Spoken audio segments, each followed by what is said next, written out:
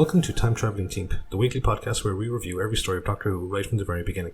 I'm Paddy. And I'm Tricia. This week we join the TARDIS crew as they come face to face with the enemy of the world. We'll be discussing the Doctor, the companions, the villains, and give our thoughts on the story as a whole. We would also love to hear your thoughts on this story, so in order to join the discussion, you can check us out at Time Teamp, that's TIMETEAMP, on Facebook, Twitter, and Instagram, or you can email us at timetravelingteamp@teamproductions.com. Now though, I suppose I had better carry on with the story recap. Episode 1. The TARDIS lands on a sand dune near a beach at an unknown location. The Doctor is delighted, and in spite of Jamie and Victoria's concerns at their exact location, he giddily rushes off down to the shoreline, calling back to them to find some buckets and spades in the TARDIS. In the distance, he sees some sort of vehicle on the beach and makes his way towards it, waving at the occupants. The occupants of the vehicle, which is a hovercraft, stare incredulously at the Doctor as he begins to strip off his clothes, and one of them uses a pair of binoculars to scan the area for others. He then gets a look at the Doctor's face and seems to recognise him. He passes the binoculars to one of his colleagues and he confirms that he is the person the first man thought that he recognised. They call back to their base, which is revealed to be in Australia, and they announce to their commander, a woman by the name of Astrid, that he is here. Astrid says that it is impossible, but the man, whose name is Anton, states that his colleagues can also confirm the identity of the man they think the Doctor is. Astrid then says that she needs to talk to a man named Giles for what to do next, but Anton says that he will not pass up this opportunity before he hangs up on her and loads a pistol. Astrid then calls Giles, who tells her to do whatever she can to stop Anton and the others. The Doctor returns from his swim as Jamie and Victoria approach and alert him to the approaching hovercraft. The Doctor starts to grow alarmed when the hovercraft doesn't seem to be slowing down as it approaches them, and he tells the others to run. The men in the hovercraft start to open fire on them, but they make it to the safety of the sand dunes. Victoria says that they should go back to the TARDIS, but the Doctor says they wouldn't make it, and they watch as the men disembark from the hovercraft. A chase through the dunes soon ensues, and Jamie manages to knock out one of their assailants. A helicopter appears overhead, and Anton recognises it as Astrid's and says that they need to hurry. The travellers rush to the helicopter, and despite Victoria's reluctance to go into the strange machine, they climb aboard at Astrid's insistence. They then take to the air with Anton's group firing at them. The Doctor thanks Astrid for her assistance and explains the nature of the helicopter to his young companions. Astrid then says that they are not in the clear yet as there is a hole in the fuel tank and they might explode at any moment. Thankfully, they manage to land safely back at her base, and upon exiting the helicopter, the Doctor notices that Astrid has been wounded. He and Jamie take her inside, where the Doctor starts to tend to her wound. After the others have gone to get medical supplies, a confused Astrid asks who he is, but the Doctor asks why she went to such risks to rescue him if she didn't think she knew who he was. After establishing a rapport with her, the Doctor asks why the men were trying to kill him, and he is taken aback when she says that they hate him, or more accurately, they hate the person they think he is. She says to him that the man they think he is utterly abhorrent, but she says she considers the Doctor to be a gift and begs him to meet with her superior Giles. Without even hearing the reason why, he refuses, but when Jamie presses the subject, he listens to what she has to say. The Doctor is an exact double of a man named Ramon Salamander, a man who is bent on becoming a global dictator. Victoria cautions the Doctor not to agree, but before he can make a decision, Anton's group arrives and raids the house. Astrid covers the traveller's escape and is nearly killed by one of the assailants, but is accidentally shot by one of his own cohorts from outside, allowing her to escape as well. Anton and his surviving colleagues then decide to follow them in Astrid's helicopter, but it explodes shortly after takeoff. Later, in Giles' office, Giles is amazed by the uncanny resemblance between the Doctor and Salamander. The Doctor asks to be filled in on the other details surrounding his supposed evil doppelganger. Giles shows them a newsreel of the man, and he is indeed an exact double of the Doctor. The video shows him giving a speech to the United Zone Assembly discussing his efforts to maintain global food production with a series of Suncatcher satellites after a series of natural disasters occurred nearly 2 years ago. Travellers admit their confusion as to why the seemingly philanthropic Salamander should be marked for debt, but Giles says that it is a ploy to slowly take over the world. Giles says that he was previously the deputy security leader of the North African and European zones, but when he became suspicious of Salamander's motives, he was discredited.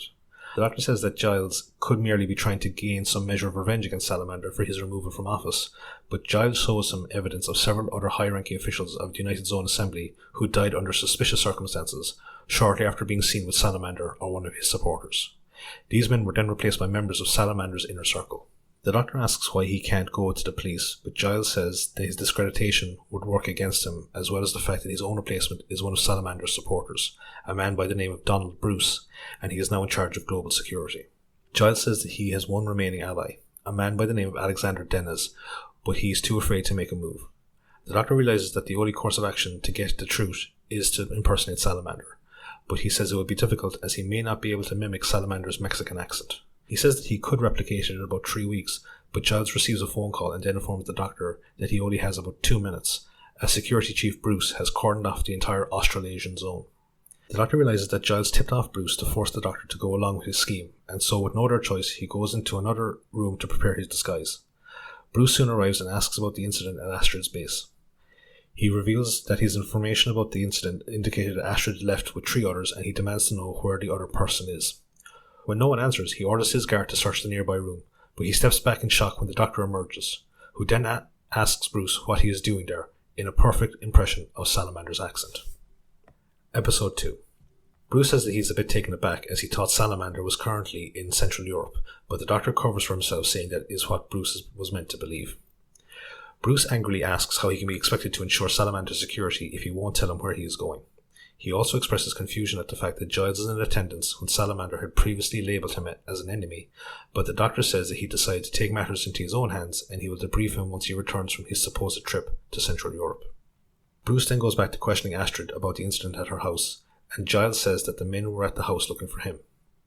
The Doctor vouches for the story despite Bruce's misgivings and tells him to leave.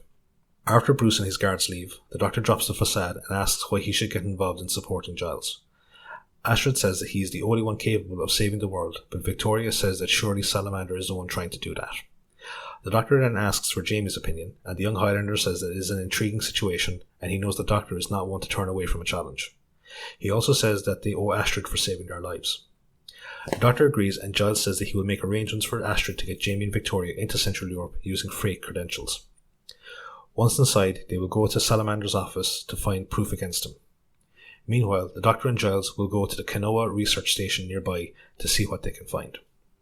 At the Kanoa station, Bruce meets with Bennick, Salamander's deputy in charge of the station, and asks him to confirm whether or not he saw Salamander depart for Central Europe.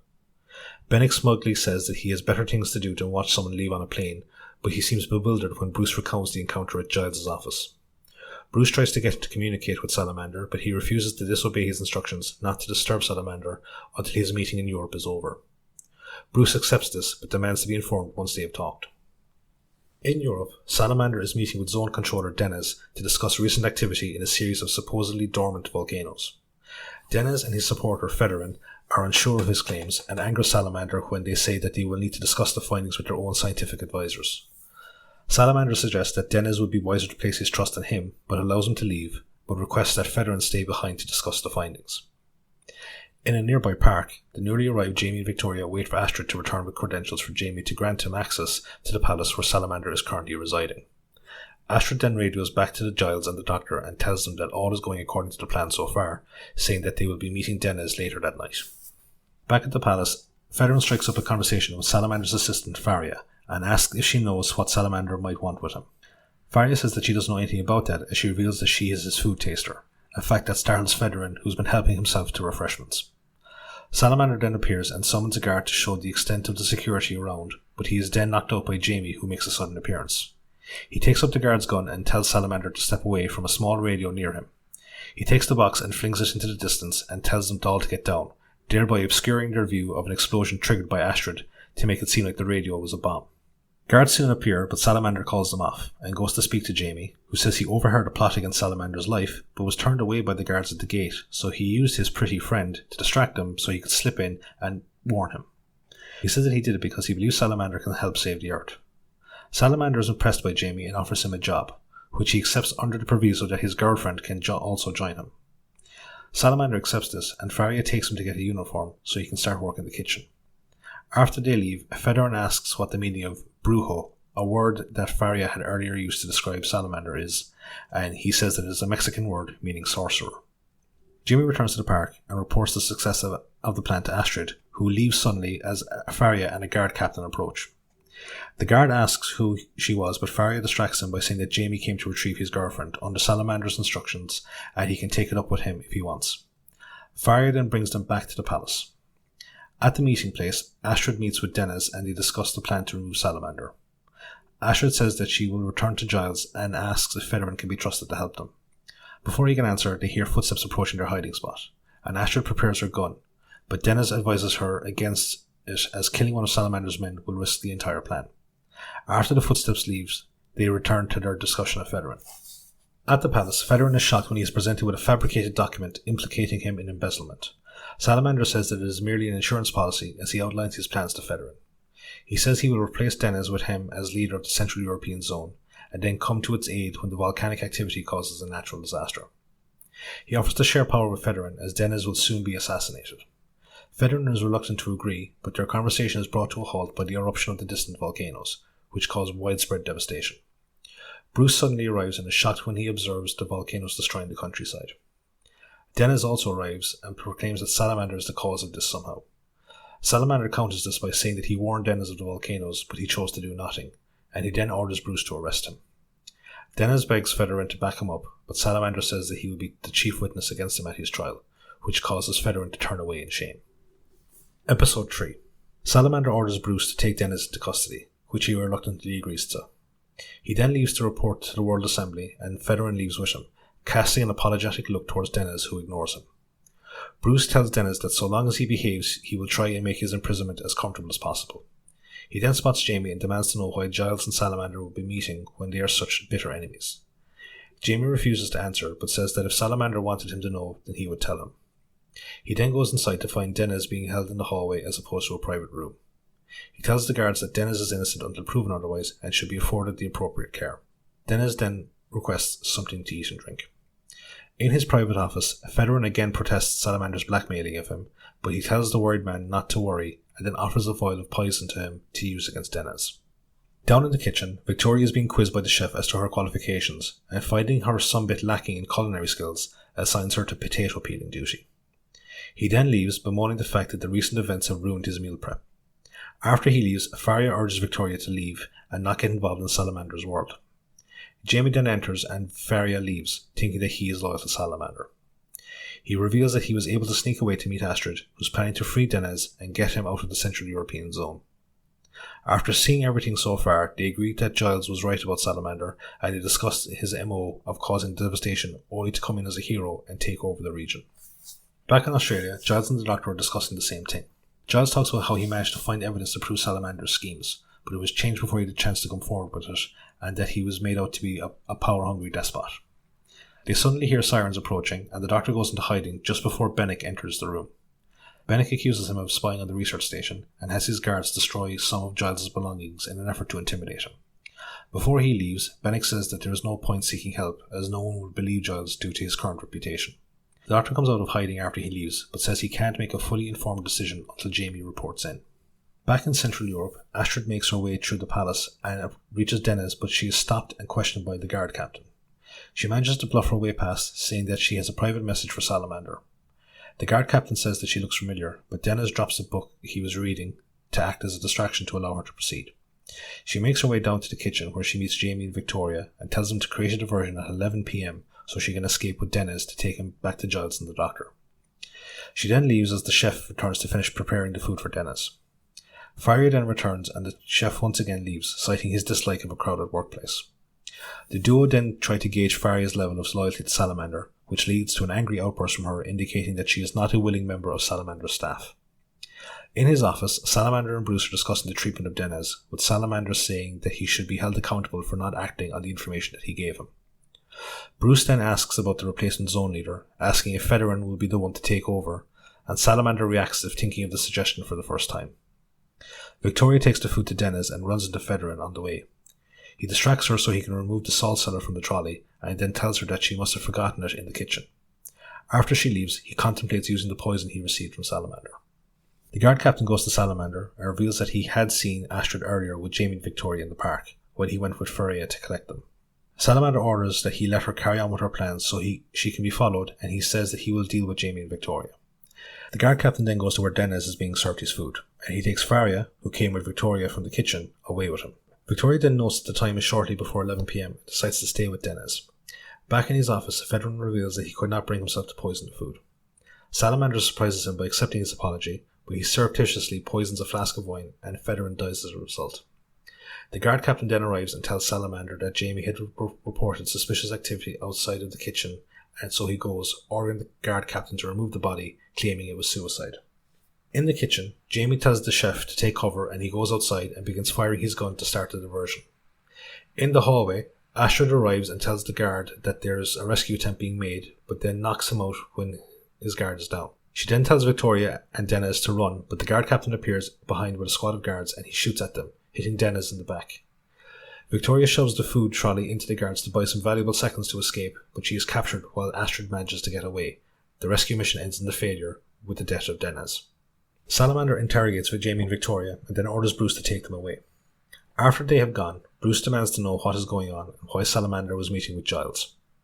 Salamander denies this and says that they need to go to the Kanoa station, as both men realise that there is a doppelganger at large. Episode 4. In Australia, Giles is getting anxious that he has not heard anything from Astrid, and the doctor suggests that maybe their plan has failed. Giles doesn't seem to think so, based on Bennick's visit. The doctor then suggests giving her another hour to make contact. A short while later, Astrid, who has managed to get back to Australia, radios in, but a paranoid Giles tells her to scramble the signal. This proves to be a wise decision as their discussion was being monitored by Bennick. The frustrated deputy then checks in to see if Salamander has arrived yet, and when he is told that he is on his way, Bennick orders the squad of guards to be sent down to track down Astrid. Meanwhile, Astrid is relaying the failure of the plan to Giles, who says that they will come to meet her. After she hangs up the call, she hears a knock on the door and she goes into hiding just before Faria comes in.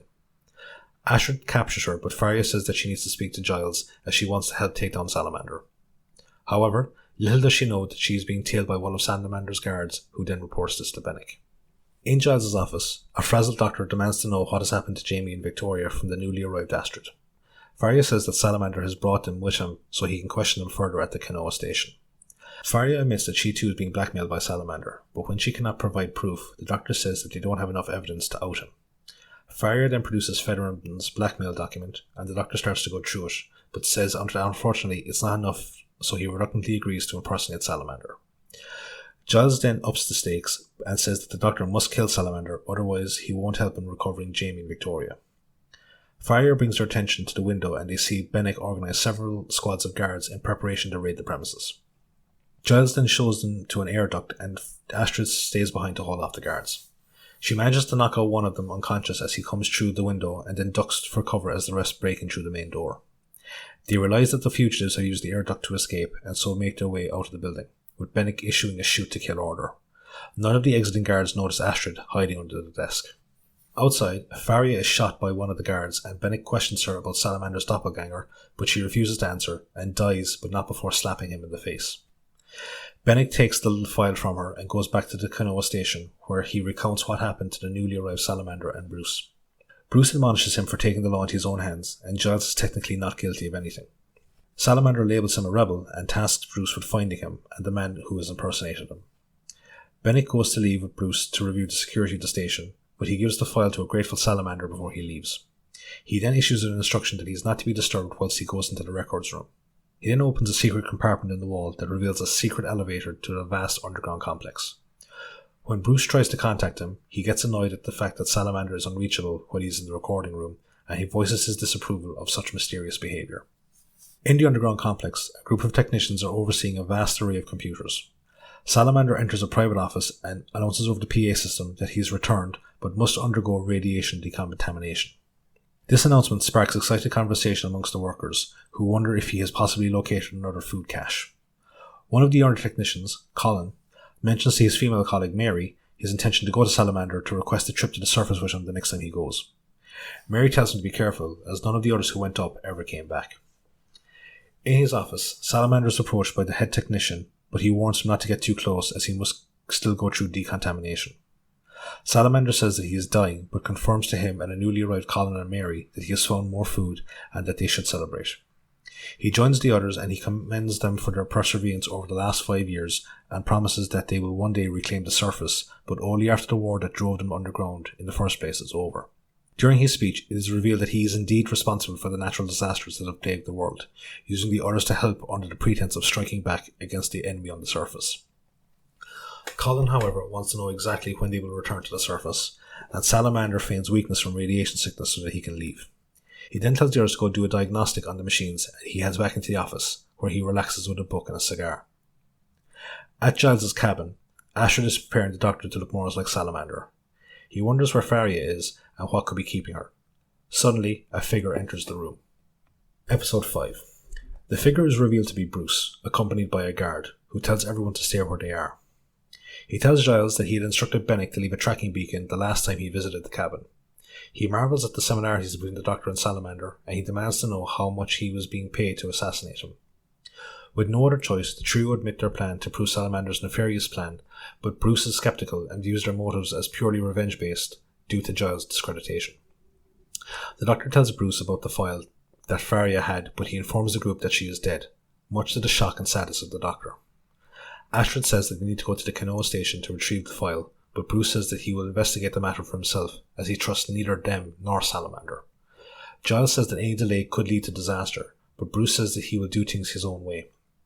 Suddenly, Astrid knocks out the guard and uses his gun to hold Bruce hostage.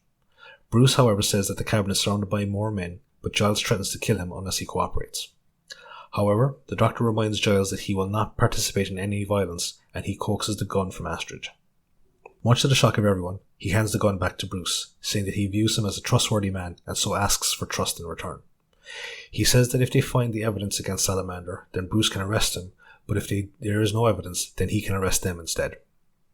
Bruce is intrigued, and so he says that he and the Doctor will go to the Canoa station together, whilst Astrid and Giles will stay behind under guard.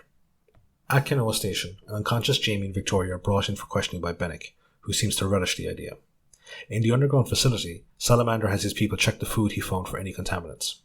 As they are doing this, Colin expresses his concerns to his section chief, Swan, of what would happen to them if Salamander died on the surface. Swan tells him not to voice such opinions out loud to preserve morale. Swan then goes to inspect the food containers and finds a scrap of newspaper attached to one of the boxes. He seems shocked by what he sees on it and demands to speak to Salamander in person.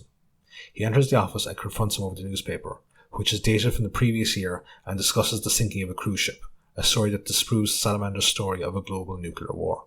Salamander tries to spin it that the war is over, but society is divided into either irradiated mutants or hedonistic elitists. Swan is disgusted when he realizes that Salamander has been using the natural disasters that they have created to murder these people. He then demands to be taken to the surface to see things for himself, and ignores Salamander's attempts to dissuade him. Salamander asks that he not inform the others until he sees things for himself, and he agrees to it. Swan then makes an announcement that both he and Salamander will be going to the surface for a supply run, a fact that infuriates Colin, who rushes to the office and demands to be taken as well, but to no avail. In their cell, Jamie and Victoria awaken, but as Bennick arrives to interrogate them, Jamie's defiance amuses Bennick, who says that Jamie won't last 10 minutes before cracking. Jamie suddenly attacks the guard, but Bennick anticipated this and grabs Victoria and puts a gun to her head. Jamie threatens to kill him if he hurts Victoria, but Bennick again laughs at this and starts to wrench Victoria's hair back. Jamie agrees to tell him what he wants, but before he can answer any questions, Bruce and the Doctor enter the room. Bennick is surprised at this, but obeys the Doctor's command to leave the room so he and Bruce can continue the interrogation. The Doctor keeps up the pretense of being Salamander so that Victoria and Jamie can prove their motives to Bruce. The charade comes to an end, though, when an infuriated Victoria goes to hit him after he reveals that Faria is dead. Jamie is skeptical of this, and so the Doctor proves his identity by miming playing the recorder. Outside the records room, Bennick berates the guard for not following his earlier instructions to alert him when Salamander was finished inside. He becomes confused, though, when the guard says that no one has left the room. Meanwhile, in an underground tunnel, Salamander is leading Swan towards the surface. After multiple attempts to dissuade Swan from going any further, Salamander picks up a nearby metal pipe and attacks him. Back in Giles' cabin, Giles vents that he was not able to go with the Doctor and Bruce, but Astrid points out that this is the closest to their goal that they have ever been.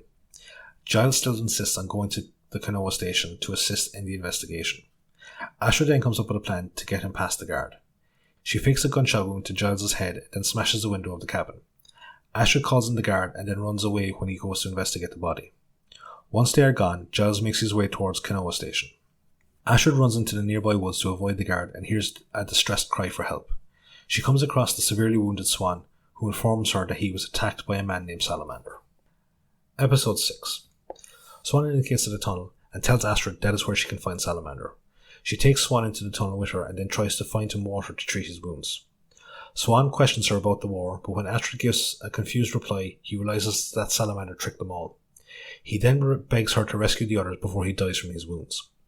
Back at the Canoa station, Bruce finds it hard to believe the traveller's story, but the Doctor insists that they should be able to find the proof they need in the records room. However, as they are talking, Bennick enters the room. Bennick gives no indication that he heard the Doctor's natural voice or anything that they were discussing, and instead requests his signature for some important documents. He then asks the Doctor if he had any issues with the broken door to the records room. When the Doctor says that he has had no problem with it, Bennick asks for his key, but says he will instead use the emergency one when the Doctor says that he has left the key in the records room. Bennick then leaves and the group breathes a sigh of relief.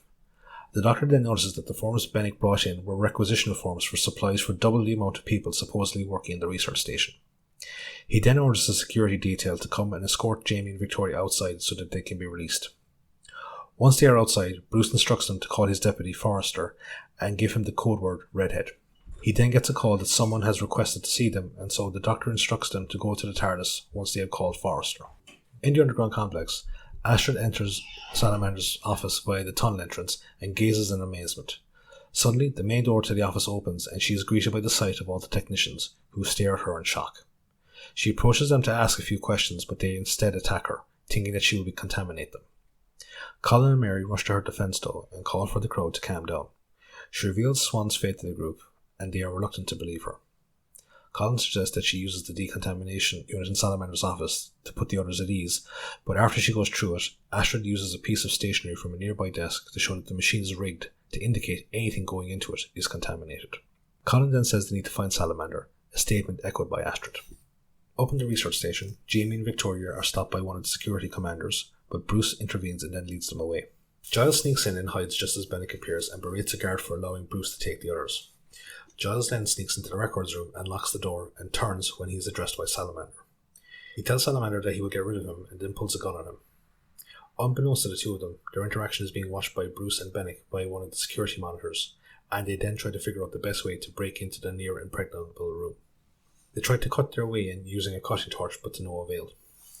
Giles overhears this, and after being taunted by him that there is no escape, Giles reminds Salamander that he knows about the secret tunnel to the underground chamber. He then says that he intends to use the explosives hidden down there to destroy the research station. At this point, the Doctor drops the pretense, much to the shock of Giles, and then points to the tunnel entrance where Astrid has just arrived with Colin and Mary. She holds him at gunpoint and reveals that Colin and Mary informed her that he was the one that brought them and the others to the underground complex in the first place. He and Salamander were in on the scheme together. Giles brought them down under the guise of having them do a series of endurance tests, but once they were all down, Salamander arrived and gave them the story about the war. In desperation, Giles takes the Doctor hostage, who informs Giles that he had suspected him from the start since he was more concerned with killing Salamander than bringing him to justice. Giles then makes a break for it and escapes down the tunnel, sealing the door behind him. The Doctor warns Astrid to stay away from the main door as it is red hot due to the cutting torch being used on it. Their attention is then drawn to a security monitor by Mary that shows Salamander entering the secret tunnel. Outside, Bruce is going impatient with the delay in the cutting, and Bennick uses this as a chance to take the guard's gun to try and get away. However, he is stopped by the newly arrived Forrester and a squad of Bruce's men. He begs to be given a fair trial, and Bruce orders him and all the other research station staff to be taken away. Bruce then rushes back to the records room when he hears the Doctor calling for him. The Doctor tells him about Giles' plan and he urges Bruce and his men to leave, as Bruce says that they may not get the motion time. In the underground tunnel, Salamander stalks Giles and manages to disarm him. Giles tries to renew their partnership so they can escape together, but Salamander turns down his offer and shoots him.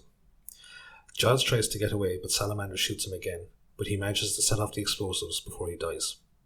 The explosion collapses the tunnel on top of the two men, but it is also the added effect of blasting open the doors to the record room, thereby allowing Bruce and his men to rescue the day's occupants. Astrid says that they need to rescue the others in the underground complex, and after confirming that they are alive via a security monitor, Bruce agrees to take some men to help rescue them via the tunnel where Astrid found Swan. The Doctor offers to help, but Astrid warns him against it as they may mistake him for Salamander. The trio then leave as the rest of the research station starts to collapse around them. Back at the TARDIS, Jamie and Victoria anxiously await the Doctor's return. Jamie eventually stops the disheveled and dazed Doctor as he appears over the dunes. Jamie says that they should be leaving, but the Doctor is too dazed to work the controls and indicates that Jamie should do so instead. Just as he is about to close the doors, Jamie realizes that the Doctor has always said that he should never touch the controls, and when he says this, the real Doctor appears in the doorway, having changed back into his normal attire. The two men finally come face to face, and the Doctor says that they will leave him outside for the others to apprehend him. Salamander then makes a grab for the controls, but Jamie and the Doctor try to stop him. He fights them both off and activates the flight controls, but the doors are still open, and he is sucked into the time vortex, whilst the others hold on for dear life. End of the story.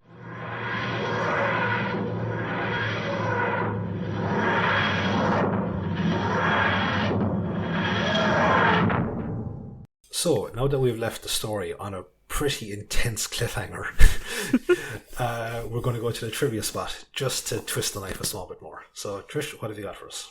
Cool. So, Enemy of the World, the air date for this story was the 23rd of December 1967 to the 27th of January 1968. The writer for the story is David Whittaker. Hello, David. Lovely to see you again. Hey, Davey. We have reached story 6 of 8 for David. His previous stories are The Edge of Destruction, The Rescue, The Crusade, The Power of the Daleks, and The Evil of the Daleks.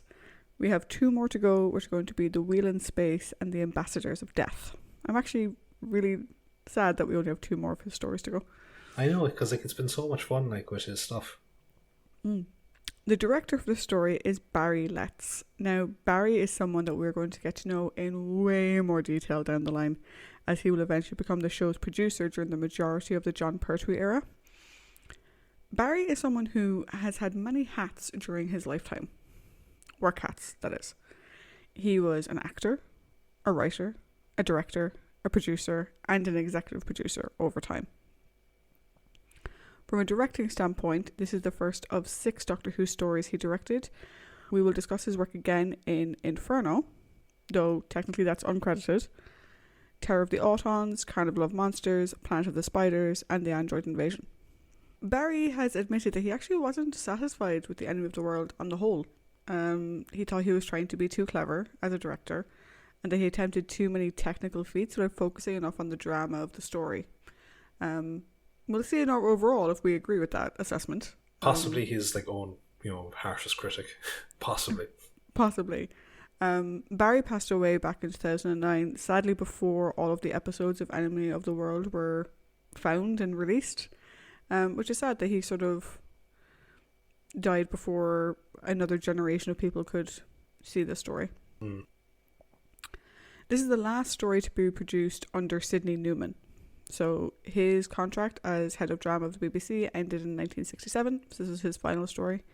It's also the final story overseen by Innes Lloyd as producer. I think Innes has had a fairly good run. I think he's had a very good run. So it'll be interesting to see who's going to be taking over next week. Spoiler warning for the rest of the season. Right?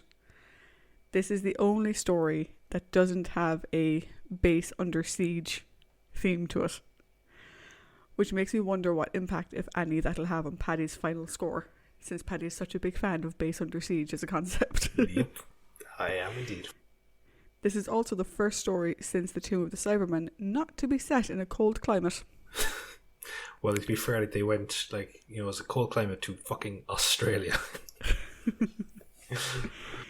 There was some stock footage reused in the story. Obviously, we've got volcanoes exploding. That was later used in the title card for Inferno, and again in the Time Monster. There was also footage of the exploding helicopter. That's actually from the film From Russia with Love. That's where that exploding helicopter shot came from. Oh. And that will be used again in The Demons. That's pretty cool. Episode 4 is the only episode of the story for which there's no telesnaps on record, and no one particularly knows why. The running theory is that the guy was on holidays or something. They just didn't like me. Right. The chase scene in the first episode was originally meant to take place at a crowded holiday resort, but due to logistical reasons, this was changed to yet another empty location. Yeah, I can imagine with just our actors running around. That would be kind of awkward. Initially, and this is kind of going back to Barry's sort of tech vision that he had for the directing of this story, there was meant to be more meetings between the Doctor and Salamander. But due to the technical complexity involved, they were limited to just that one scene at the end. Barry was doing this particular way of having Patrick in the scene twice, where you record it once, lock the camera, run the film back, and do it again. And apparently it jammed after the first time they tried it, so they were just like, no, we've gone overboard.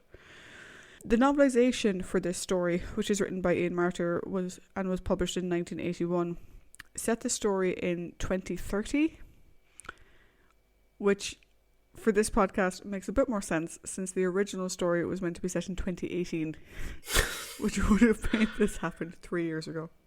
Well, that wasn't there that huge wildfire that happened. Was that 2018 or was that early 2019?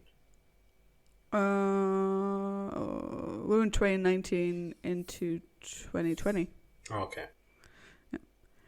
Neither Fraser Hines nor Deborah Watling appear in episode 4, as they were both on holiday, which is something that we've grown to expect. So on to our cast. As Salamander, we have Mr. Patrick Troughton. Throughout the story, Patrick is credited as Doctor Who and then space Salamander. So it sort of reads as Doctor Who Salamander sometimes, but he played both. Salamander.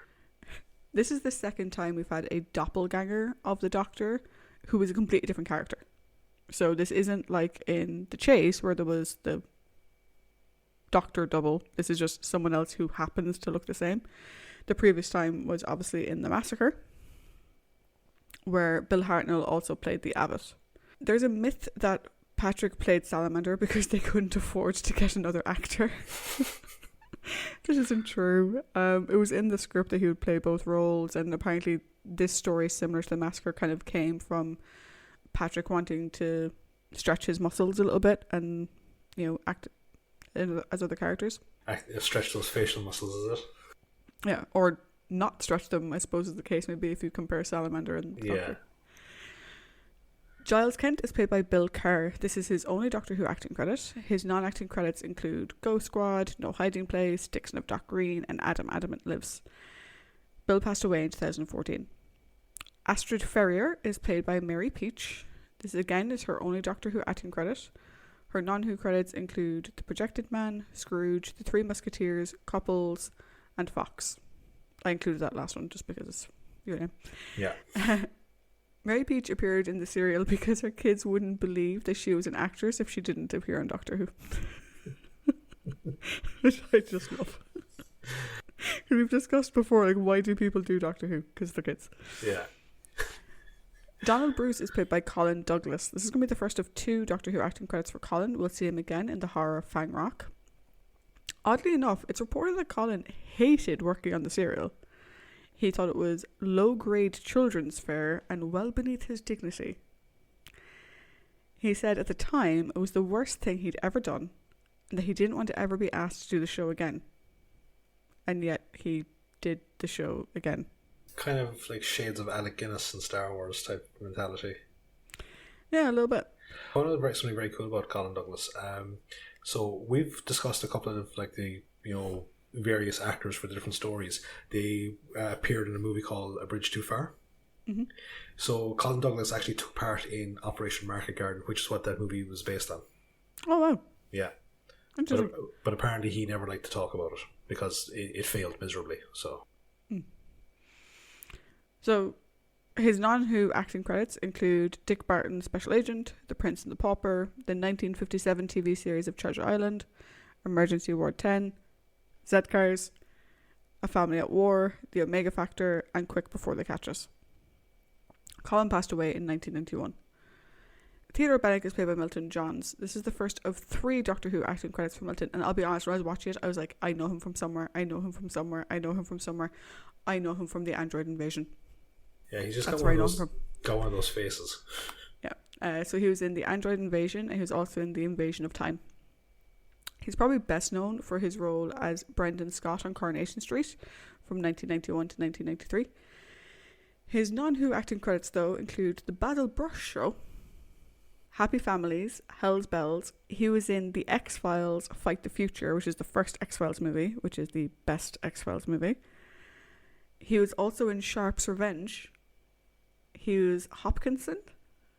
Oh, that's the one where Sharp gets framed for murder. When we're done with Doctor Who, Paddy will one day do a Sharp podcast. Yeah, no, I can't place him, but I know the episode. And he was also in Star Wars Episode 5, The Empire Strikes Back, where he played an Imperial officer. So, some nice nerd cred in there for Milton. As Faria Neguib, Neguib. I've butchered that horribly. I just go with Faria. Faria. Well, I don't think they actually say her last name in the show, but Faria We have Carmen Monroe. This is her only Doctor Who acting credit. Her non-Who credits include Emergency Ward 10, You're Only Young Twice, The Fosters, General Hospital, Desmond's and Crown Court. We do have some familial cast appearances this week. Patrick Troughton's son David appears as an uncredited guard in episodes 5 and 6. And Fraser Hines' cousin Ian also plays a guard. Oh. And that brings us to the end.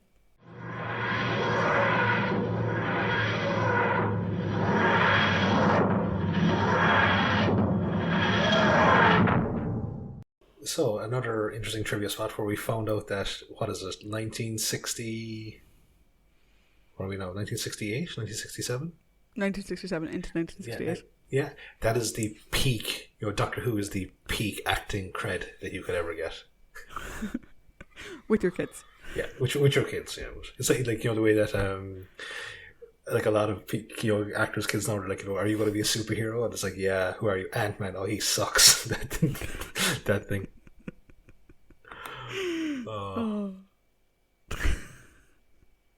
I personally love Ant-Man. I think Paul Rudd is an ageless vampire of some description, but he really is. Yeah. He really is. So now we come to the main part of the podcast, which is the character discussion. So we have, as always, the Doctor, his dynamic duo of Jamie and Victoria, and we have the guest companions, the villains, and the potential subcategory of prominent characters who fall into neither camp. So we'll start off with the man himself, the Doctor. Yep. So how will I start off this week? I need to say one thing about the Doctor and then you can say it. Yeah. Oh, he does like to be beside the seaside. Yes, he does love to be beside the sea. Oh, that is just Troughton. Like that's again, it's just like if I can now get rid of the big heavy fur coat, which I love, and I can now strip off almost stark bollock naked and run into the sea. Okay, you say that. He's wearing long johns. Yeah, he's wearing long johns, yeah. But it's just still funny. Which I loved, like, thinking back retroactively. He wears long johns, his trousers, a shirt, a jacket, and the big hairy thing. The big hair, yeah, fur coat. But go on, so other than him loving to be beside the seaside. Yeah. So, the return of the accent, but this time it's for evil. We're going to speak about him twice, because we're not going to do, Doctor we're speaking about the Doctor here. Yeah, no, but that's what I'm saying. We're going to speak about Patrick twice. Yeah, we're going to speak about Patrick twice. So, as the Doctor, he's fantastic. Fantastic. I love his giddiness at the start, with like he do love to be beside the seaside. But I love that. But then it's like his intuition throughout the entire story is great. It's like, it's almost like that typical actor thing. What's my motivation? It's like, why should I take you at your word? Why should I merely follow along? Why should I do this? Why are we doing this?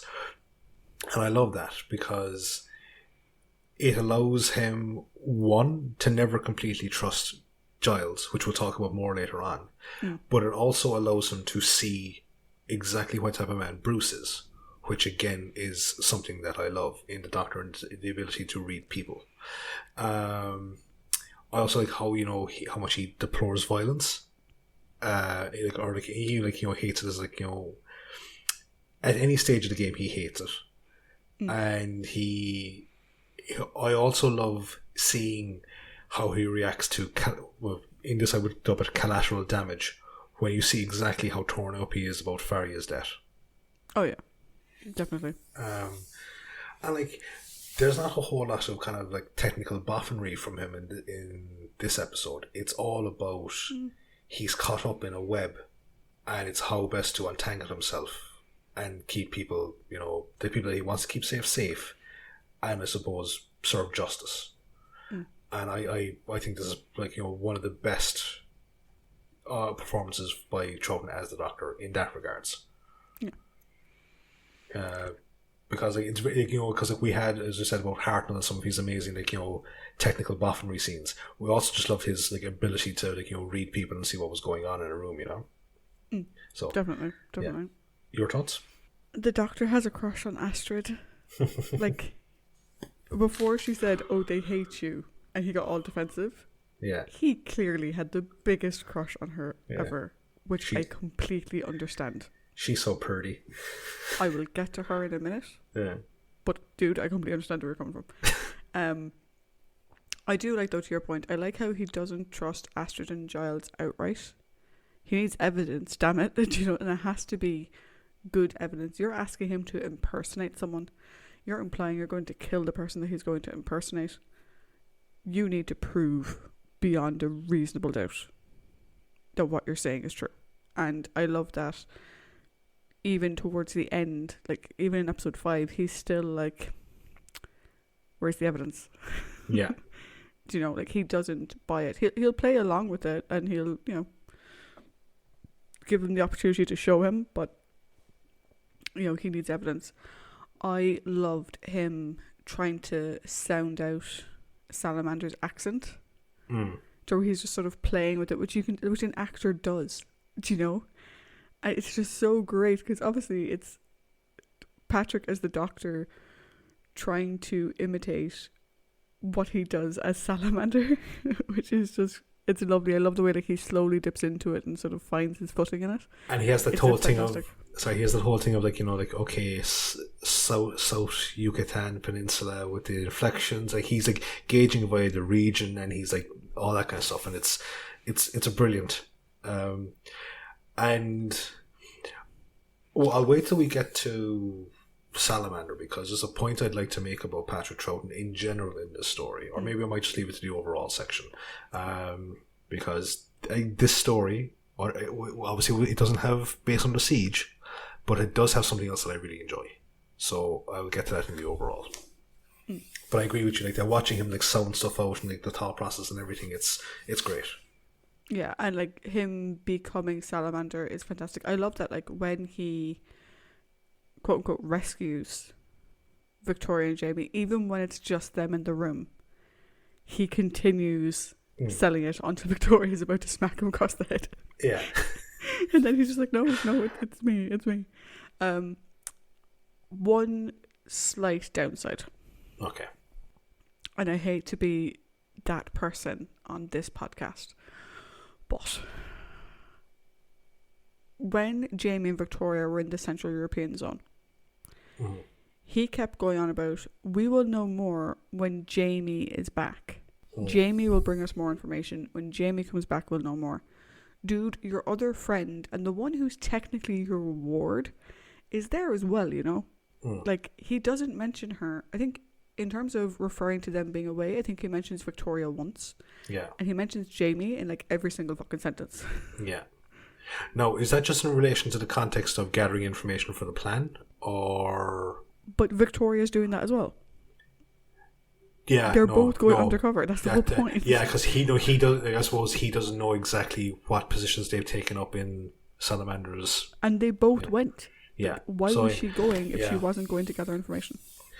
I do have other stuff to say about Victoria, like in this story. Yeah, we'll get to her. That's something I didn't pick up on though. So. Yeah, there's just something I noticed. I was like, oh, when Jamie gets back, I was like, okay, and I was waiting for him to say like, oh, Victoria may know more about this, or I wonder if Victoria noticed anything, or like, oh, you know, Victoria may not be the most advanced scientific mind, but she has, you know, some really core base understandings or something. Like, mention her. Yeah. Like, acknowledge the fact that you know she exists. Yeah, no. And again, it's just like, she seems to be like, since she had like, I would say like a decent start in Enemy Evil of the Daleks. Yeah. It's slowly started to kind of, the concern for her, or even the concern for her, but her place in the group is slowly starting to slip back, and she's not. In my mind, with that, right? Mm-hmm. If they don't know what to do with her, like they didn't know what to do really with Susan half the time. Yeah. Do you know whatever? That's it's shit, but it's understandable. Do you know? It's happened before. But at least have the Doctor acknowledge the fact that she exists. Yeah. Like, there's no reason not to say when Jamie and Victoria are back. Just include her in the sentence. That's not a character development issue. That's just a lazy writing issue that makes the Doctor out to be a bit of a dick. Yeah. Do you know? And maybe it's because I picked up on it in previous stories. It jumped out at me again, and I was like, oh, for fuck's sake. You done so well last week. Yeah. What the fuck? But like, that's a really small gripe for me. Yeah. You know, on the whole, I think the Doctor was really good in the story. I think the way his relationship developed with Astrid and Faria and Giles and Bruce, I think they're all incredibly natural and incredibly true to his character. Yeah. Even like the way he explains what a helicopter is to Jamie and Victoria, who are both clearly like, what the fuck is this? Yeah, it's the thing that goes. But yeah, no, overall, like, you know, top performance from Patrick. He did very well here.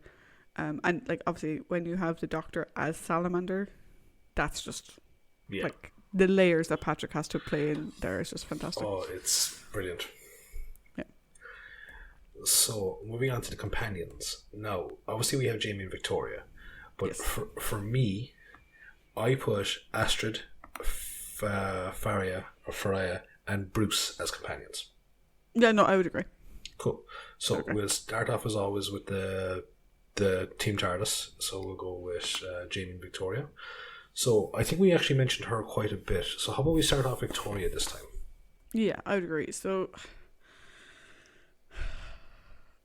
when we first started talking about Victoria, I said, you know, oh my god, like, I'm really impressed with this character. I'm really liking her. I don't get where people are slamming her. I'm starting to get why people slam Victoria.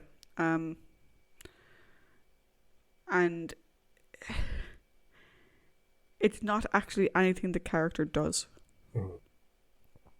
It's just they don't give her anything to work with. Yeah. Putting her in the kitchen, cool.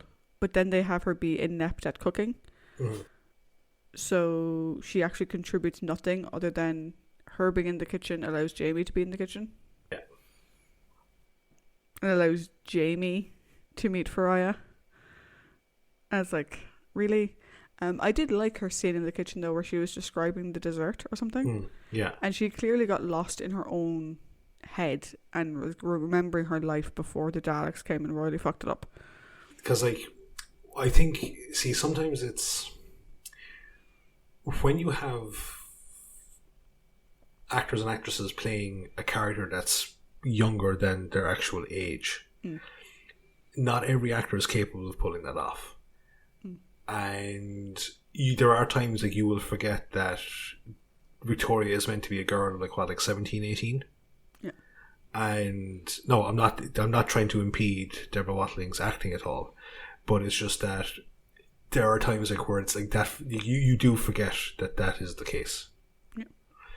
I actually enjoy, like I was kind of toying with it. I was like, is that kind of like a step back or whatever? But no, I think it's a well acted scene. Yeah. Yeah, I think, you know, like, so you may comment like, oh, they put Victoria in the kitchen. Mm-hmm. It's from her perspective 2018 and she's not a guard, so where else are we going to put her? But I think she did really well in the scene. I just wish they'd given her more to do. Yeah. Or like, you know, have her notice that what's his face was going to put the poison in the tea and talk him out of it or something, as opposed to her being like, oh, I forgot the salt, and running back. Do you know what I mean? I would rather they didn't have her be so easily played. Like, so I was kind of like, oh, this is not a great showing for Victoria at all, but then I was like, there are small parts where there's some great Victoria moments here. One of them is when she pushes the trolley at the guards, like in what is an ultimately like fucking futile attempt, but it's only to buy Astrid time to get away, not really herself. Yeah. And I think that's a great moment by her. That's kind of going back to like Tomb of the Cybermen type thing. I also liked her scene with Jamie and Bennick, Like, where again, it's like she's trying to be strong because she knows that Jamie will like fall like a house of cards. And I would have liked to have seen her resist a small bit longer, but then is that too much for what the show is meant to be? Like, is it also too out of character for Victoria? Because like we've seen in the past, Victoria can be incredibly brave and incredibly strong, but she's also like a young girl, very present in the moment. Yeah. You know, she will scream her fucking head off until she finds a way to get out of it. I tell you what, I would actually like to read the novelization of this for that scene alone, because we talked about the Barbara scene in the Crusades, how it's very different to what happens in the show. So it's fantastic in the book. Yeah, it's great. I've plugged it a million times before, but read the book. I would like to see this novelization to see if something very similar happens with Victoria. So I wouldn't consider this to be a bad showing by Victoria, but I wouldn't necessarily say it's a fantastic showing by her either. I'd say it's a limited showing. Yeah. Probably the best way to describe it. Because the other thing as well, I mean, speaking of her bravery, like, she was about to smack Salamander up across the head. Oh, absolutely. She was like going to really go to town on him. You know, which is just like, you know, you can't say she's not brave. It's just she's not always given something to do. So, Jamie's back. Yeah. He's back to delivering in a big way in the story. I thought he was absolutely fantastic. His infiltration of Salamander's base was brilliant. He of the cocksure swagger. It's just like that fucking leaning against the pillar. What I love most about it though is I love how confident he has become from when we first saw him. And we see this, we don't see it in every story, but in each of his big showings, we can see that confidence level going up a notch every time.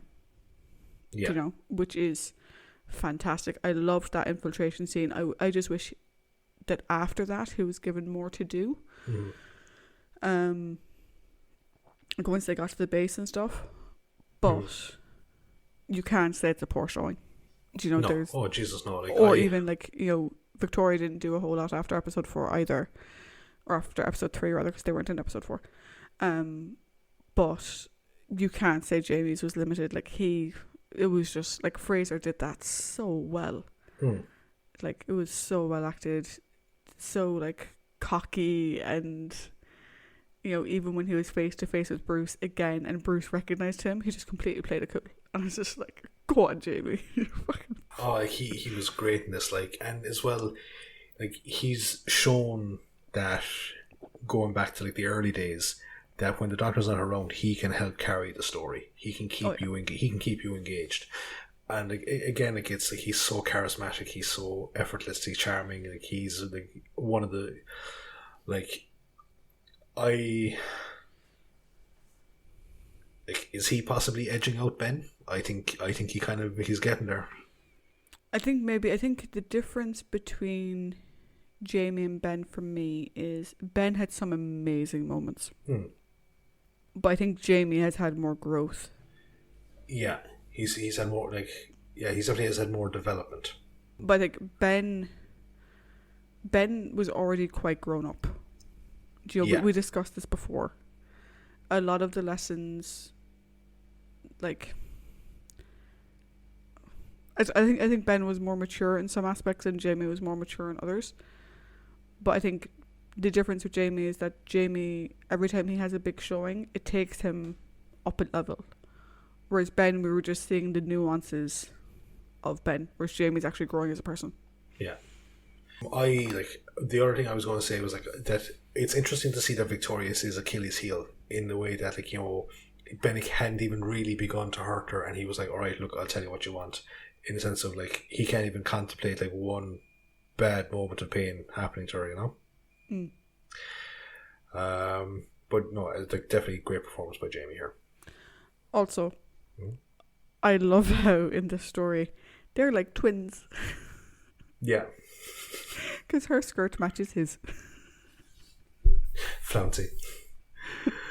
So now we have Astrid, Bruce, and Faria.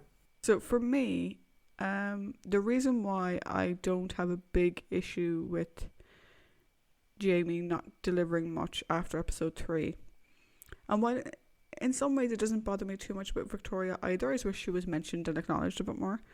Is because for me, the companion, like as in the primary plot driving person in the story, is Astrid. Yeah. I want an Astrid spin-off. I want an Astrid spin-off where her and Sarah Kingdom are like space secret agents or something. There's such Sarah Kingdom vibes of her. It's like she's a complete badass. She is amazing. I love her. I totally understand why the Doctor was immediately crushing on her, because she's amazing. She can fly helicopters. She's good at weapons. She's good with hand-to-hand. She's like good at spy stuff and hiding under bridges and like breaking into secret facilities. She's just amazing. She's awesome. She's like, but as well, like, so kind of like the Doctor, she's also got really great empathy in terms of the collateral damage. So like, you know, I think she's very torn with the fact, like, you know, Dennis has been shot on her watch. And again, I'd love to read the book to see what her thoughts process was when she realized that she failed her mission. Other thing that I liked about her is that at the end, she didn't become a trope. She didn't like try, you know, kill Giles for his betrayal. She's like, no, he's just as guilty as Salamander. We should bring him to justice. Yeah. I love as well, like, you feel for her when you realise that she was duped by Giles. Oh, absolutely. Because we don't ever really find out how their group sort of started. Like, was it when Giles started like whistleblowing, and she, like, we don't really know what got Astrid down this path, really. I have a feeling that they were before Giles was discredited, before, like, you know, the split between the two powers. I'd say that she was probably on his, like, you know, team or his entourage, whatever, and then like guys like Anton and all that kind of stuff at the start, they probably like were ones they rounded up later on. But I would say she was there with him before the split. Yeah, I think like the difference between her and those guys, I think those guys at the beginning were probably in on it. They probably knew exactly what was happening. Hence why they were going to kill Salamander without question. Actually, yeah, I suppose, yeah, no, that makes good sense. Maybe they were there, like, you know, like the snatchers. They were the ones that rounded up the people. But I do feel for her that she was duped, because she clearly held him in such high regard. Oh yeah. You know? But it's, again, suppose, you know, your mentor is evil. Yeah. What I love though is, as soon as she met Swan, her shock, her disgust, her empathy, like everything, like she 110% was like, okay, forget whatever the hell else is happening. What the shit is this? We need to get these people out, and we need to get them out now. And I like how she recognized the fact that like these people are coming at her, trying to beat the crap out of her. And I like that she recognizes the fact that, like, it's a split second thing where she's like, okay, I can't bring them up because they're clearly not fucking stable. Yeah. Right? I need to bring people who have some sort of level head on them. Do you know? Yeah. But as soon as she figures out what happened, her first priority is, I don't care what the hell happened with Salamander. I don't care if Giles is alive. I couldn't give a monkey's bollocks. All I care about is we have people in a hole. Yeah. And we need to get them out. She is amazing. I wish she went on to become a companion because she's a fucking badass. And I want the Astrid and Sarah Kingdom spin-off. So do I. I would really like that. Imagine Astrid, Sarah Kingdom and Barbara. Yeah. It'd be like Charlie's the most Angels. amazing Charlie's Angels in space. What is it? What's the team tune? Ba-da-da-da. Or something like that. I'm not going to butcher it. So the next person I have on the list is Brucey. Yeah. Not be confused with that Bruce. No, not to be that. It was like, nice to see Donald Bruce. Nice to see you go to jail. Or like Bruce Bogtrasher from Matilda. No, different Bruce. Different Bruce altogether. No, I thought he was great. Like, because at the start he's kind of like Hobson from the Moonbase. He's built, like, you know, you can tell fairly on that he's not going to be the roadblock that he's kind of built up to be. And I love that his sole focus is just like, despite his his kind of imperious looking demeanor and like the way he holds himself and carries on, it's just all about stability, security, and making sure the world is safe. And that I love the fact as well, like, that justice has to be done properly. It's like innocent until proven guilty. He should be in a room that that requires his station. He's a fucking zone controller. He's not like a common hoodlum. And the other thing I love about Bruce as well is like that he's not one of those we need to look after our own type people. Like, he's fully willing to like lend Astrid his men to go down into the fucking cave system to bring up the people in the complex. Yeah, and like what I like about Bruce, and I like about all the characters, but I think it comes across particularly well with Bruce, is it's something that David Whittaker was very good at. He's very good at writing complexity. Yeah. Like, Bruce is a complex character because you kind of get the sense at the beginning from the way Giles set him up that he was going to be this sort of like another power-hungry security officer that we've seen 39 times before. We've seen that character a million times before, and you were kind of expecting it to be that again. A bit like your man from the Macra Terror. Yeah. Ola is his name. Yeah. I said Gerton. Gerton is the actor's name. Sorry. Oh, okay. Or even like your man from the Space Museum. You're kind of expecting him to just be this power-hungry asshole, but very quickly you can see how seriously he takes his position. He's constantly questioning, and not questioning in a dumb way, but questioning in a, this isn't adding up. Yeah. What the fuck are you people on about? Like, I suppose at the end of the day, he's a fucking cop. So he's just trying. Yeah. And like, he's sort of with using like he's like a cop. He sort of reminds me of like, how do I describe him? We're going to go back to MASH, right? We're going to go back to the last time and we're going to talk about MASH. Are you going to say Colonel Flagg? He's not Flagg. Most of the people we see like him in Doctor Who are Flagg. Right. He is much more of a Potter-esque character. Yeah. Than a Flagg, where he's very much, this is the letter of the law, and this is what we're going to do, and this is how we're going to follow it. As opposed to Flagg, who's a fucking screw loose. Yeah. And is clearly hyped up and power. Like, he's a Potter and not a Burns. Yeah. That's probably a bit more apt, seeing as how Flagg is kind of insane. Yeah, but a lot of the guys that we see in this are kind of insane too. Yeah. But I love the fact that, like, when faced with evidence, he has an open mind. And not only open mind to evidence he's being actively presented with, but evidence that he's capturing himself. Yeah. He's paying attention, he's noticing the gaps and going, okay, what the fuck is that? What's that? Do you know? And like, he could have very easily just been like, you're impersonating Salamander.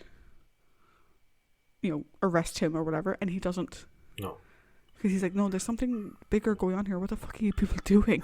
Philosophy. Why? And I have to say, like, for like someone that thought, the part beneath him, Colin Douglas acted the shit out of this fucking role. Oh, he was phenomenal. Like, to be honest, I'll say it now, but I think all of the actors in this were fantastic. This is probably one of the best supporting casts we've seen, Jesus, I don't know, since when? I think it's right up there with the Moonbase. Like, the Moonbase, we've always said was like fantastic. I think this is right up there. And to be honest, I think The Crusade again was another one. Fantastic supporting cast in The Crusade. Yeah. This is right up there. And like I said, for some guy who, and the thing is, looking at it, I'm there going, what didn't you like about this story? Yeah. You weren't doing anything super sci-fi. Like, you weren't going around dressed in. There was no aliens. There was no nothing like that. Your dialogue was good. Your interactions with people were good. I don't know what his issue was.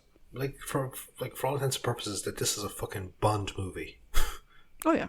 Yeah. Which kind of explains a lot of Barry Letts as a showrunner later. Yeah. So then we have the last piece of the puzzle, which is Faria. I keep calling her Faria, you keep calling her Faria, but the I won't say star-crossed, but the doomed Faria. The doomed Faria. Yeah. I want to know more about her. Where is she from? How exactly did she get caught up with Salamander? Like, we get the sense that, like, he had something on her. But, like, what? How did she even get involved with him in the first place? Because it seems like she's been watching him for years. Waiting for the perfect opportunity to take him down. So I think it's more like of an indentured servitude type thing. Or possibly... I also had to think of maybe like, you know, paying off somebody to keep her family safe. Yeah, because you kind of get the sense that, like, she was treated the same as... What the hell is his name? The guy who took over from Danish?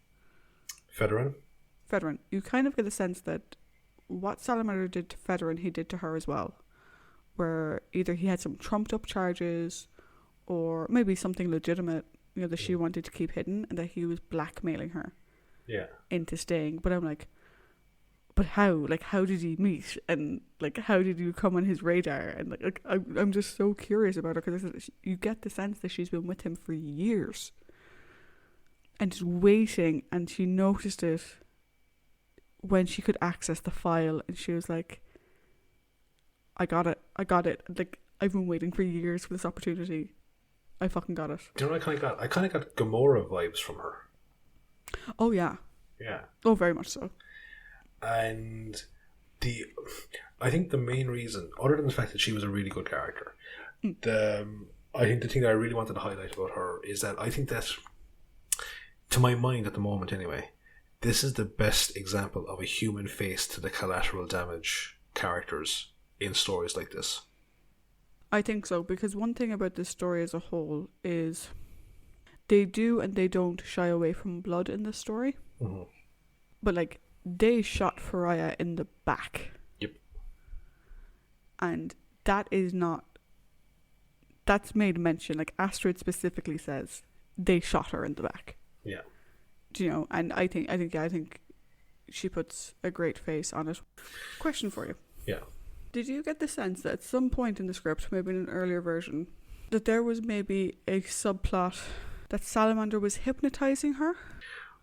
I think the whole concept of him being like a brujo, like, or a sorcerer, I was like, that felt like there should have been more around it. Yeah, I wondered, like, if that was meant to be, because I got a sense that, like, because she's very good at sort of dropping in and out of character. Yeah. I thought that maybe he hypnotized her. Maybe that was at one point in the script. That's what it was going to be. But maybe the sorcerer thing is just because he predicts. Yeah. When these natural events are going to happen or whatever. That's the thing. The most recent kind of run of Doctor Who is like, you know, there's all these little red herrings and like potential story plot points that either seem to be completely misleading or they're dropped.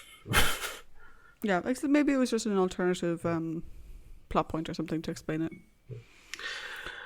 So speaking onto of our villains. Yeah, the villains. So we have Salamander, Bennick, and Giles. So yeah. I think we should do Bennick first. I agree. I have 5 words. Cool, go for it. For Bennick. Kiss ass, power hungry, dickhead. Yeah, I'll agree with all that. Do you know who you reminded me of? Who? Daemon from the Underwater Menace. Oh yeah. Yeah. Yeah. Actually. Yeah, like he's a complete sadist. Like, you know, the way that he like relishes the idea of torturing Jamie and Victoria. Like, you know, he like wrenches the fucking hair and all this type of stuff. But also like he kind of reminded me a small bit of Joffrey from Game of Thrones in the sense of like when he's like, you know, when he's in control of the situation, like he's Billy Big Bollocks. But the minute it goes against him, like he's like this snivelling weasel. And like that's the thing that, you know, like Giles's men catch him, he's like, oh, I demand a fair trial, I deserve a fair trial. Giles is like, you know, if I could slap the shit out of you now, I would. Yeah, not a bad think... Bruce. Yeah. That wasn't it. The thing with Bennick is, like, again, he's a character we see a lot in Doctor Who, and we're going to see that type of character more. Like the snivelling scientific sidekick. Yeah. Do you know? And again, it makes you wonder, does he know exactly how Salamander is causing the natural disasters? Or does he not just know that he is? Like, is he part of the cover-up? I think he's part of the cover-up. Yeah. It's because the way he treats the records room. Yeah. I'm sort of like, does he know? Does he know something happens in there? Maybe he doesn't know exactly what. But then, actually, now that I think about it, he's the one that does the requisitions for food. Yeah. Which is literally the nail in the coffin as far as the doctor's concerned. So yeah. Yeah. So, yeah, he's that character that's created solely just to piss you off. But now we have Giles. Okay. Holy shit! I watched this last night. I didn't see it coming. I didn't. Like, I literally was sat there last night and I was like, cool, watch it away. And I had a small issue accessing episode 6, and then it was fine. Watching away, I'm sitting there going, la la la la. La la la la. What do you mean he was in on it? Like, what the fuck? And like, several things entered my mind at once. First of all, like I said, how did he convince people like Astrid and Danish, who clearly was like, we haven't discussed Danish because the poor fucker died after like an episode and a half, but like, Danish was clearly a character who believed in the cause and was very much like, you know, supporting Astrid and everyone else. How did he manage to convince them all? And I'm like, oh my god. And then the second half was, why the fuck did Salamander let him live? Like, that makes no sense. Because I think for the simple fact that Salamander knew that he could get away with it. Yeah, like, the only thing I can think of is that if because Salamander like keeps files on everyone and he keeps them in a safe, I wonder if he was like, Giles may have done the same thing to me. If I off him, people will look into it. Mm-hmm. And if he's written down anything, anywhere, I'm sunk. Yeah. So let's actually just discredit him, make him look just discredit him and leave him off the set. Yeah. But yeah, I did not see that coming. I literally was sat there going, holy shit. And plus, it's been a while since Doctor Who has made me go, holy shit. Yeah. Because I mean, there's been some good stories, there's been some good reveals, but this is the first one where like, it was like a fucking electric car in the dark coming towards me. Like, I had no sense whatsoever. No. The only possible thing that I could have gotten was that he was too personally invested. Yeah. In the Salamander thing. Mm-hmm. But that was it. Yeah. But even then, it's just like, it's only a faint inkling you get of that, you know? Because everything else is just kind of overshadowed with Astrid's presence in the story and going back and forth between like the Central European zone and you had Bruce and Faria and Jamie and Victoria. But at the very end of the story, he proves why he would never have won by himself. Or why he would, is that had the tables been reversed, Salamander wouldn't have begged for his life. No. And that's the thing, like, you know, he begs, like, you know, he comes up with, we'll work together or whatever. Had the tables been reversed, Salamander wouldn't have begged. And I, like, when we talk about Salamander now in like 30 seconds, I think we'll just add to it.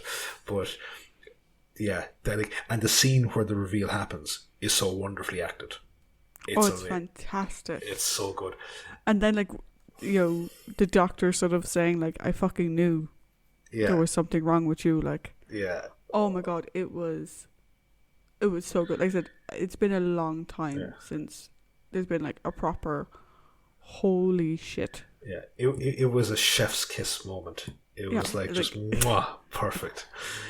Would I put it on like the scale of like, you know, as someone who hadn't read the books, although I did guess a lot of stuff, like a Ned Stark getting his head chopped off or a Red Wedding reveal? No, not quite that, but like from a Doctor Who perspective, yes. No, it's fantastic. And now I suppose onto the man that caused Giles to be in his predicament, Salamander. What an asshole. Not even an asshole, right?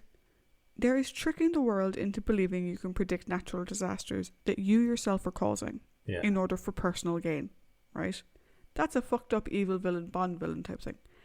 Then there is locking 30 people away underground for 5 years and letting them think that the world is at war and they can't leave.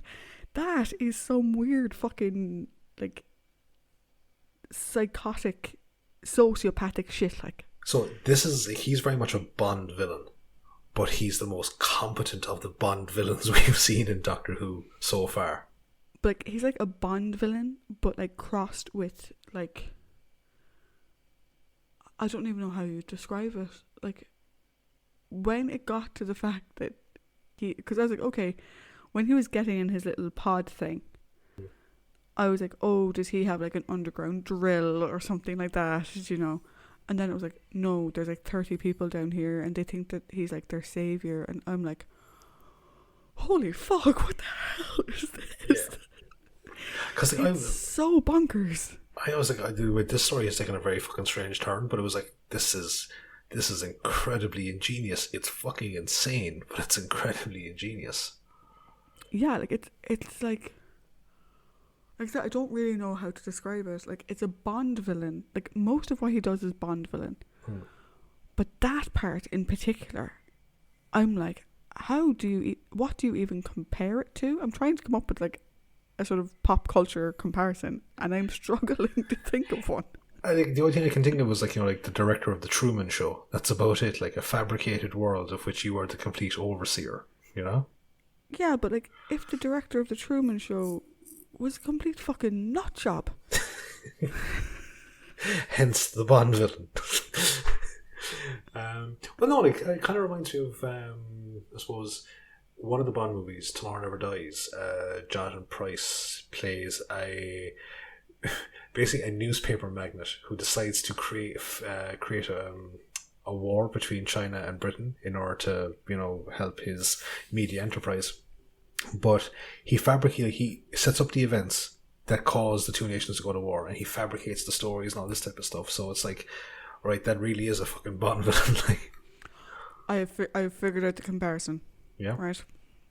The Sarah Jane Adventures story, The Warriors of Kudlak. The laser tag story from episode 1. Yeah. Where you find out that the reason why Kudlak was kidnapping children was because he believed that there was a war being fought. And then it turned out that the AI of his ship or whatever, his like commander or whatever it was, had known the war had been over for years and never told him. This fucking gaslighting fucking bullshit. And you're like, holy fuck. You poor fucker. But yeah, so like there's asshole, there's Bond villain, and there's sociopath. And Salamander is a sociopath. But like, he's just like he's so like even when he's like giving that speech at the start, you know, like when they're watching the newsreel and he's being like all altruistic, it's like the level of malice fucking oozing out of this guy is also like the amount of Hitler being channeled in that speech.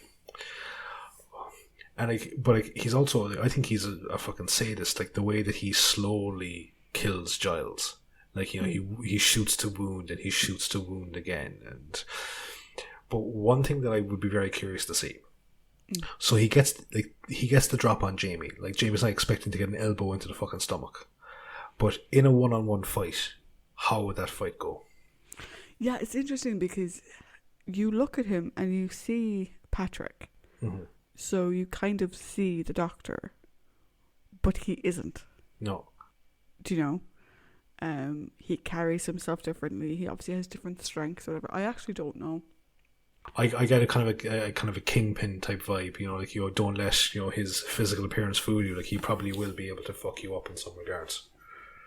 Yeah, are we thinking Kingpin like cartoon Kingpin, comic book Kingpin, or no, Vincent D'Onofrio, Netflix Kingpin. Yeah. Netflix Kingpin is the best Kingpin. Yeah. Plus, I'll fucking plug Vincent D'Onofrio to like the cows come home. You know, fucking love that guy. But one last note I have. This is going to sound terrible, but I hope he got shredded in the time vortex, because if he's still alive and lands somewhere else, I pity that fucking time period. Oh my god. I now want a story where the Doctor goes somewhere and Salamander has been impersonating the Doctor this entire time. That would be amazing. Or like some sort of weird Tim Burton Planet of the Apes thing where he arrives back in Earth, like, or they land back in Earth like 20 years into the future, where it's like, oh shit, he's taken over because he was like dropped 40 years back, something like that, You have Salamander meets the meddling monk. Yeah. And the two of them just fucking go to town.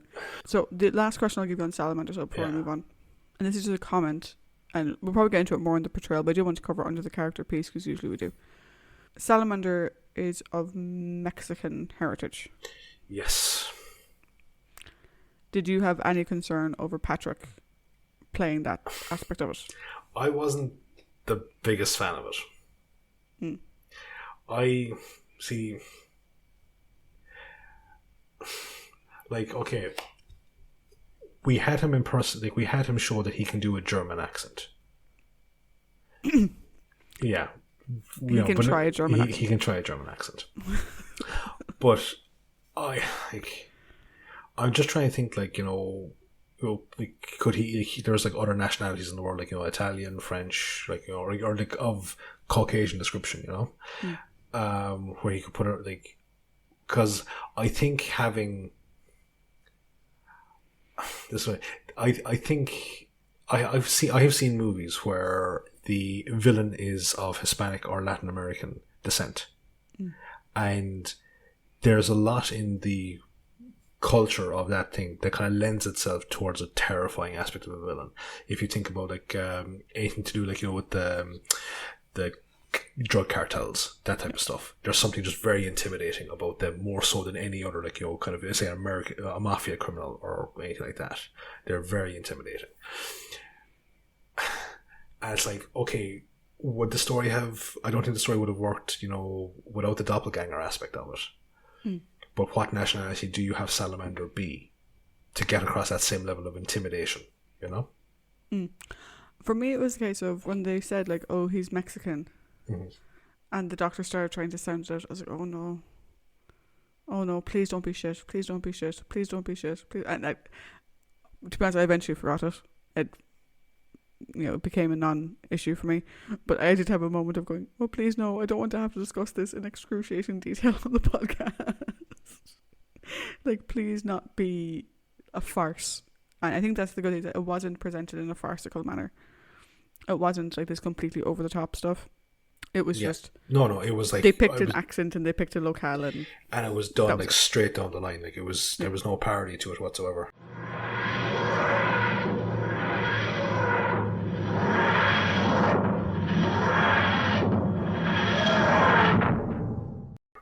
So, the overall section. So, we've had a great discussion about the characters, with the actors involved, and the story itself. So now it's time to rate everything. Now, we mentioned that we want to give a special discussion about Patrick Troughton's acting. Yes. Fucking superb. Okay, so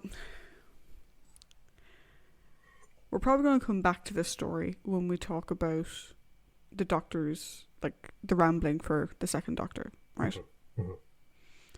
I don't know if I would class this story as my favourite second Doctor performance. Mm-hmm. My favourite Troughton performance, 110%.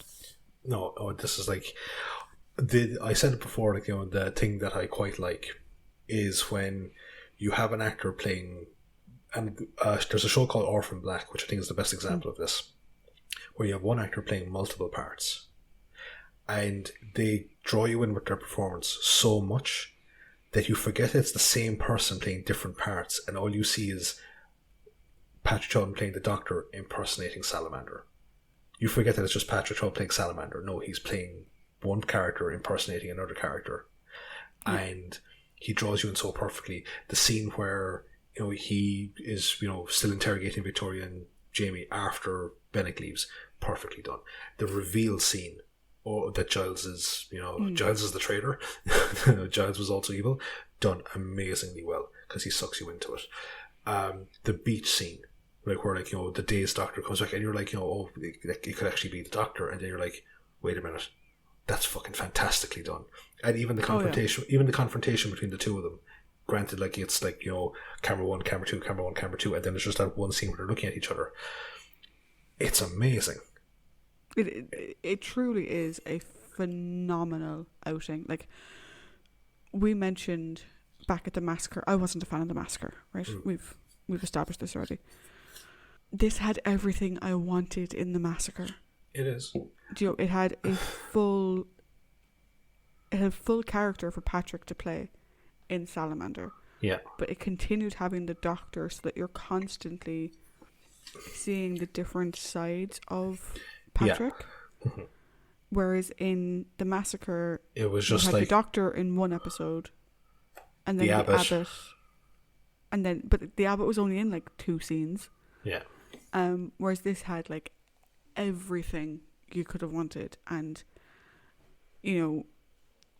I know that Barry obviously felt bad that he couldn't have more scenes of the Doctor and Salamander together.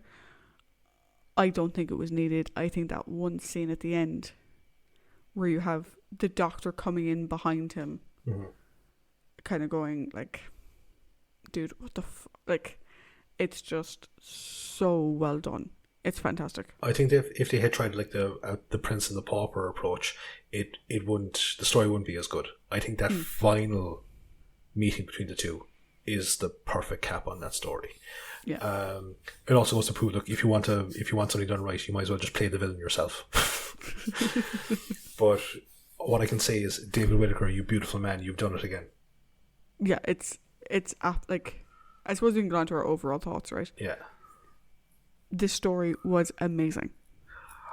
Like, so as long-term listeners will know, I stick to a 1 episode per day rule when I'm writing the notes for the thing. I found it so hard to fucking stick to this rule while watching this story. It was fucking brilliant. Great supporting cast. Really well done characters.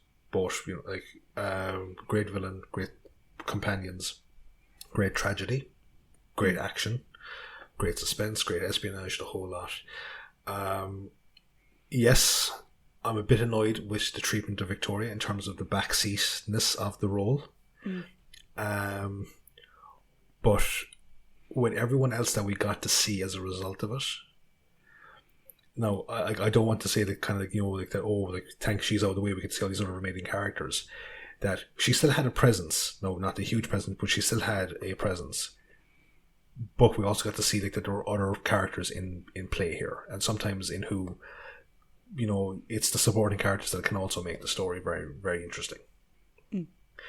So this is for me the first 5 out of 5 for Troughton.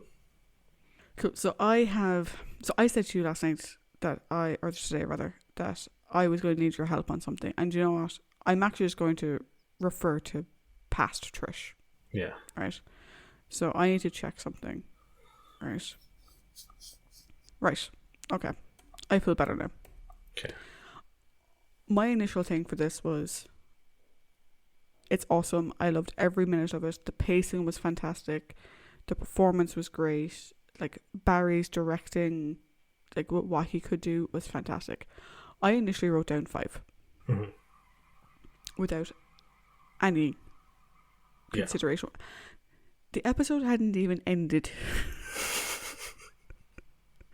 I had gotten to the reveal about Giles. And I went, 5. Yeah. Done. Draw a line in the sand. And then as I was doing up my notes today, because I was transcribing it from my notepad or whatever, I was like, oh, but Victoria. Because I was going to make a point of mentioning it. Right? And I knew I was going to make a point of mentioning it. And so I was like, should I give it a 5 with the Victoria thing? Like, this is an ongoing trend with her. And like, all they had to do was like give him one line. And so I was trying to convince myself. I was like, okay, give it like a 4.9. Right?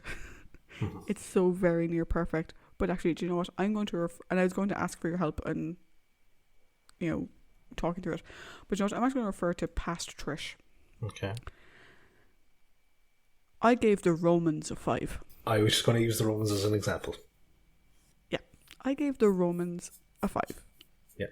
I also gave... Because I haven't given many 5s. Because I didn't give the Crusade a 5. No, you didn't. Why did I not give the Crusade a 5?